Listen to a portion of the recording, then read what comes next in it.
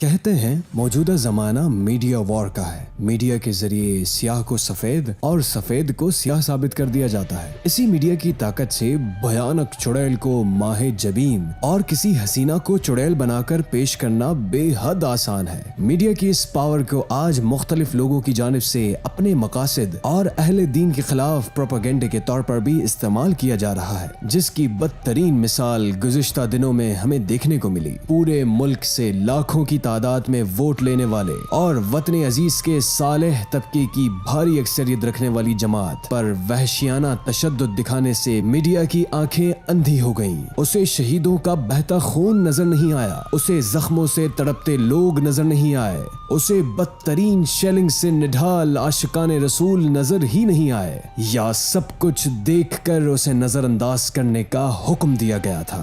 कहते हैं मीडिया आजाद है, तो फिर आजादाना तौर पर उसने क्यों निहत्ते लोग नहीं दिखाए जिनके पास बंदूक पिस्तौल तो दूर की बात है, छड़ी और खंजर भी नहीं थे? क्यों मीडिया ने यकतरफा बातें नशर की? क्यों ये कहा गया कि मुस्लह ग्रुप ने धावा बोल दिया? क्यों मीडिया को तहरीक लब्बैक के तर्जुमान को अपनी जमात पर लगने वाले इल्जामात के जवाबात देने का मौका नहीं दिया गया? मीडिया आजाद होता तो यकीनन वो दिखाता कि इमलाक को नुकसान पहुंचाने वाले इस मुल्क के बासियों के अपने ही मुहाफिज थे। मीडिया आजाद होता तो वो दिखाता कि इंसानी कदरों को किस तरह पामाल किया गया और बेगुनाहों पर कैसा वहशियाना सलूक किया गया, सिर्फ इसी जुर्म की पादाश में कि वो तौहीन रिसालत का जवाब सरकारी सतह पर चाहते थे। क्या अजीब तमाशा है कि जुर्म बेगुनाही की ऐसी सख्त सजा देकर मीडिया आजाद है और झूठो नफरत का बाजार गर्म करने वाला साहूकार। मीडिया का मकरूह चेहरा अब किसी से ढका छुपा नहीं है, हक आश्कार हो चुका है और इंशाअल्लाह हक ही गालिब रहेगा।